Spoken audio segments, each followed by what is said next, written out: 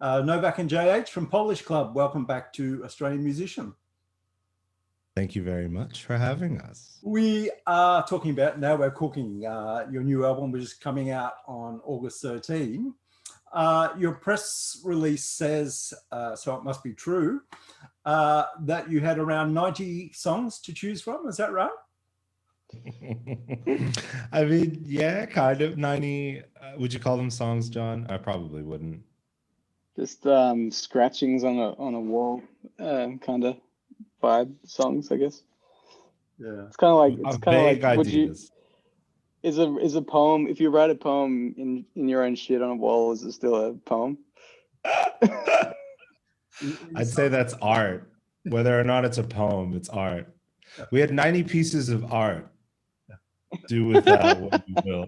So was it difficult to cull your art down to 10? No, that's the easiest part, because the ones that make it through are the ones that the label and management go, yep, that's not total dog shit.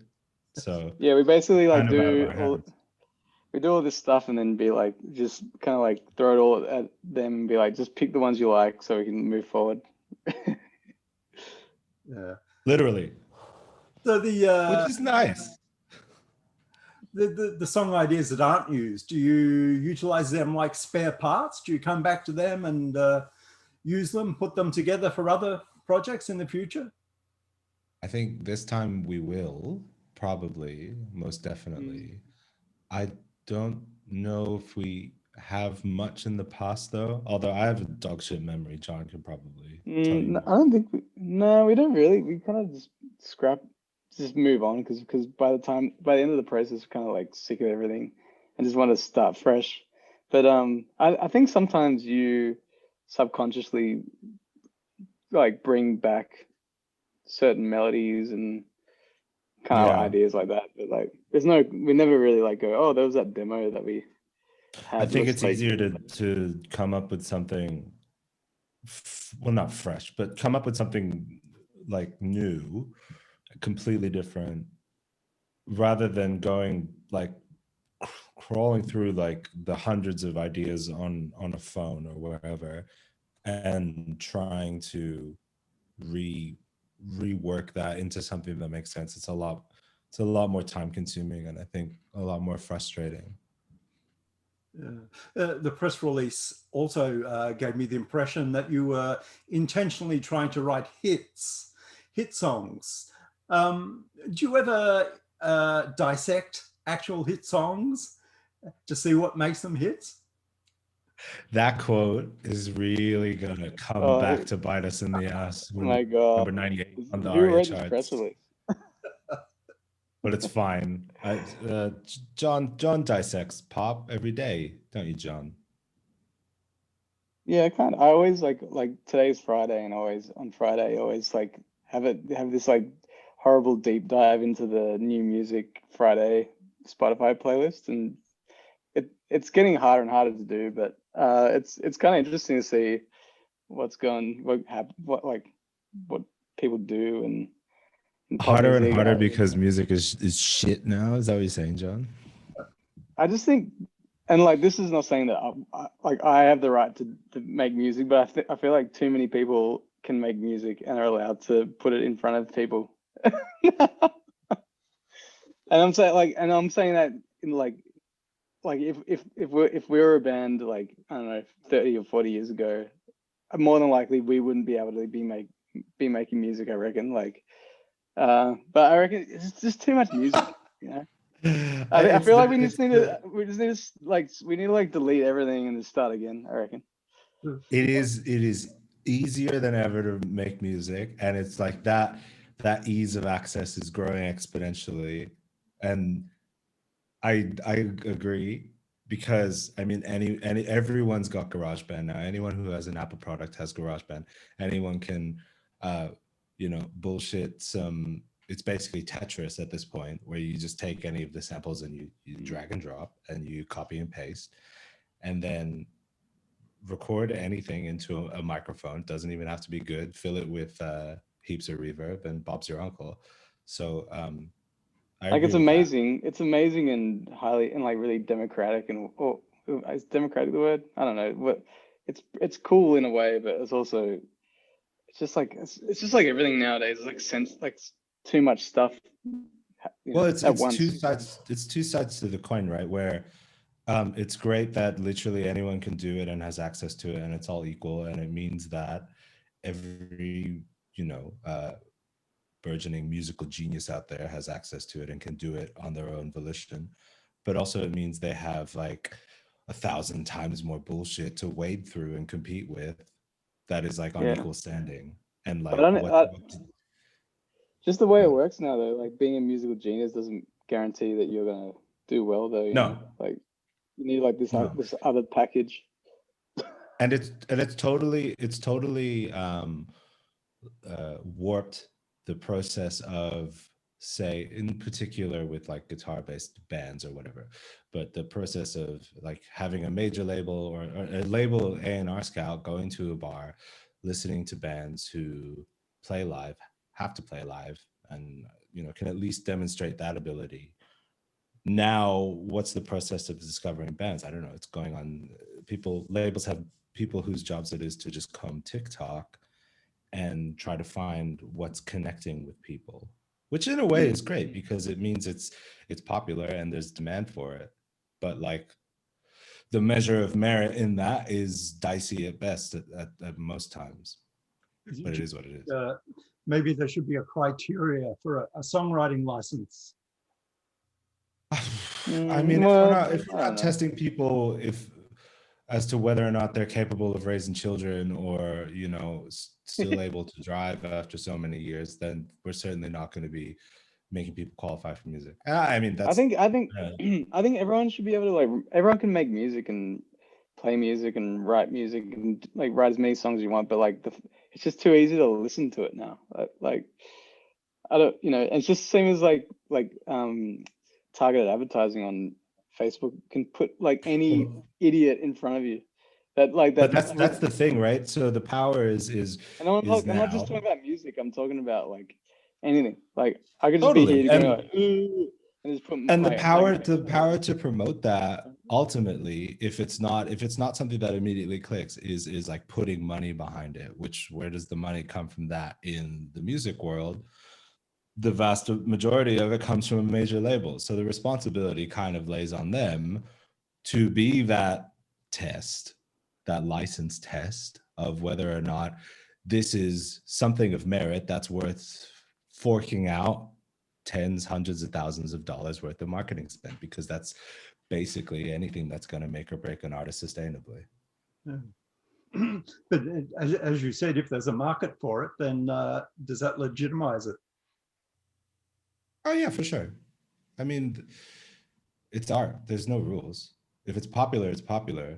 It's gone beyond the point of whether or not it's worthwhile or not, because people are spending time on it. So, it's not even a factor of popularity, because like it's the same with things that there's always going to be like a very small fraction of super like successful artists or whatever. But I suppose like below the small percentage of really like who are like legitimate like superstars or whatever, there's just like this huge like it's like the iceberg thing, there's this huge amount of like music and content, just like they just gotta like wade through it. Feel like I'm drowning in this like big like a fatberg of content. But we do that because we're interested in it though. Like it's possible to just kind of tune that all out. But I think we are inherently fascinated by what gets served in front of our face, particularly on social media. Yeah, I guess every day I'm sharing shit with John. Yeah. That's like, check out this band that spent their hard-earned cash on sharing this garbage or this funny I guess I'm whinging about something that I'm actually like engaging and looking for. So just ignore it, like the last 10 minutes, So what was the criteria for the 10 songs to earn their place on this album?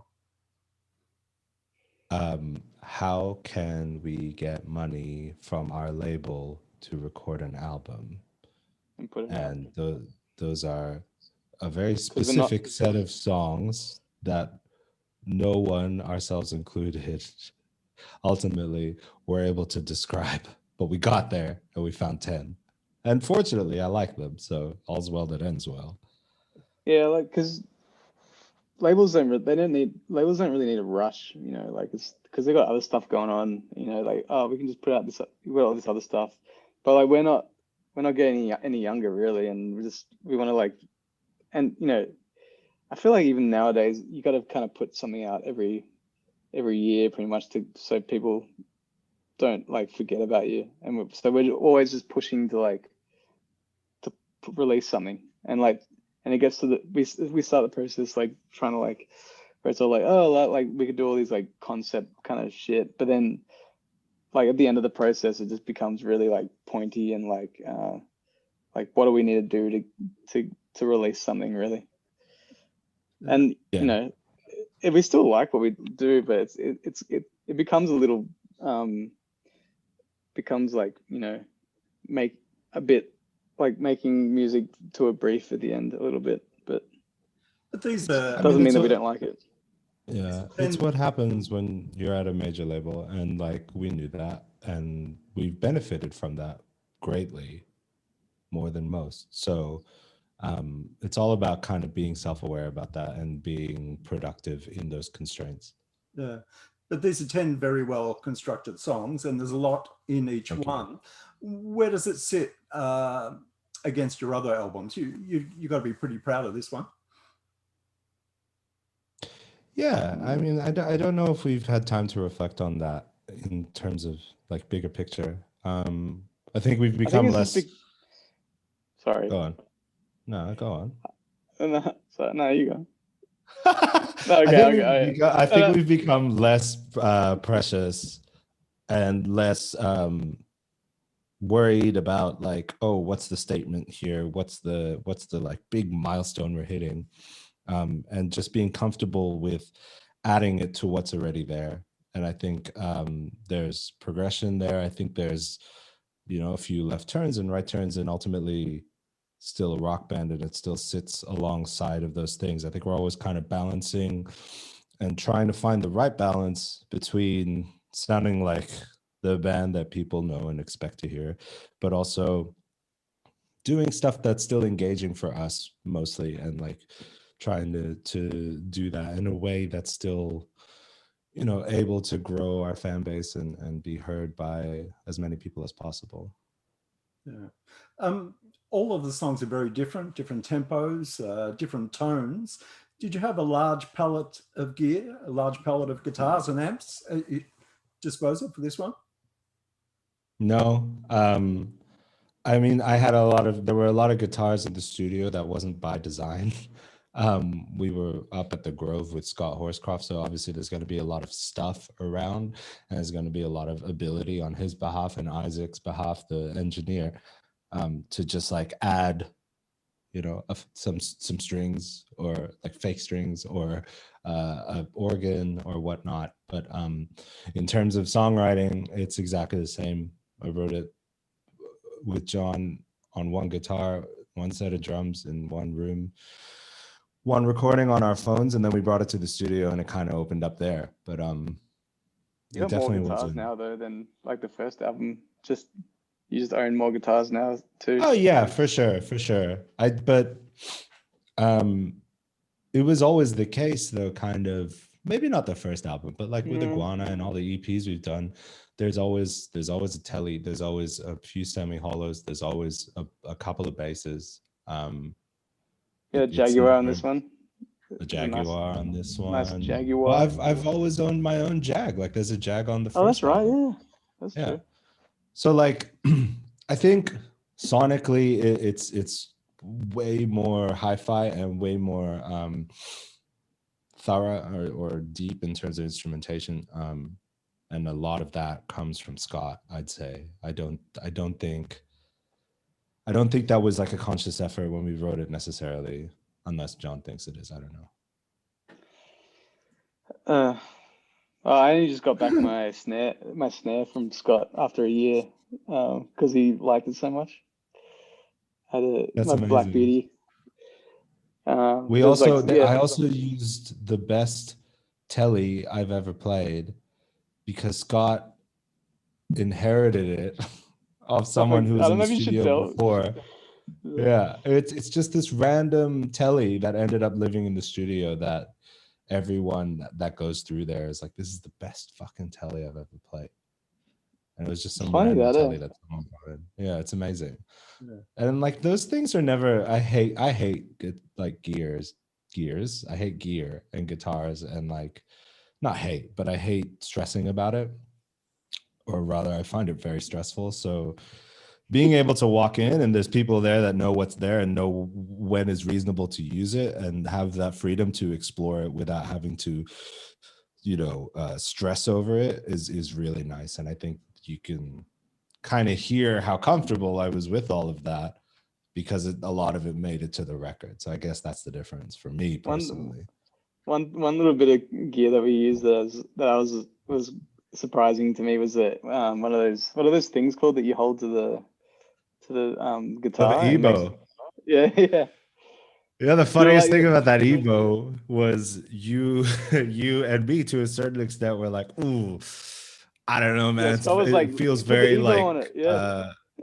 it feels very The Edge, and cheesy." And then he's like, "What are you I think talking about? about like Linkin Fucking Park and David shit like Bowie that. Heroes." Yeah, but then as soon as Scott said David Bowie Yeah, Heroes, you were like, "Oh, fuck, yeah, that's right. cool. Okay, all good." Yeah. Yeah, it was fine. Cool. You guys hadn't met Scott before. Why did you choose him to co-produce? Yeah, we met him. Oh, We met we've him a met him few. a couple times. Yeah. Yeah, we've just never worked with him. Yeah. We basically asked Quincy R&R to send us a list of all the producers out there, and we were like, maybe we should take a punt on something different, and like, someone who's not like the big swingers. Well, we And want someone who's not a we're like, rock oh, producer we were looking at, weren't we? yeah. Well, yeah, we just wanted something that was like as different as possible, and then maybe mix it with an engineer that we were comfortable with, or that we knew and had worked with before. But then we were like, Quincy's like, you can go to the Grove next, in 2 weeks or whatever it was. Scott owns it. Scott has his own in-house engineer, a whole team there. They all know the place inside and out.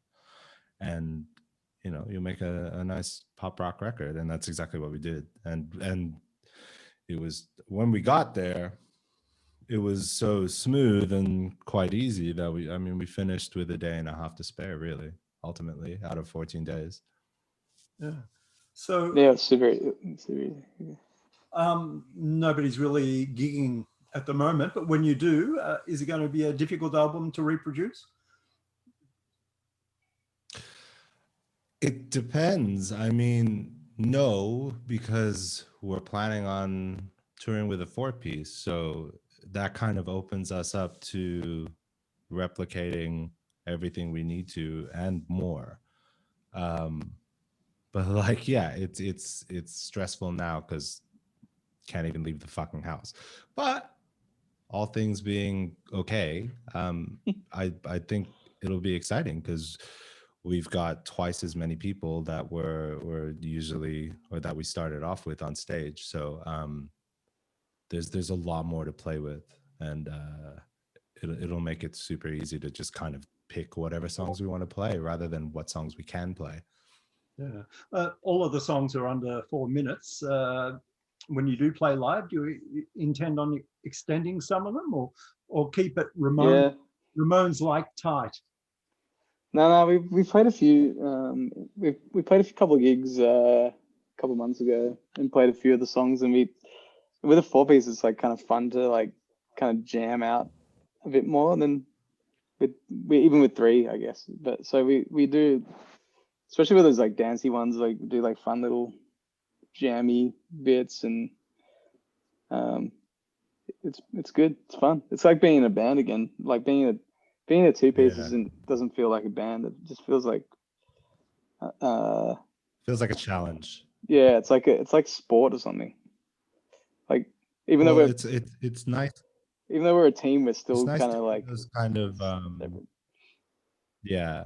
I mean, there's two sides to the coin, right? Like I've said 1,000 times, when we play as a 2-piece, you just have to play, and you can do whatever you want, and I can stop and start and change the song.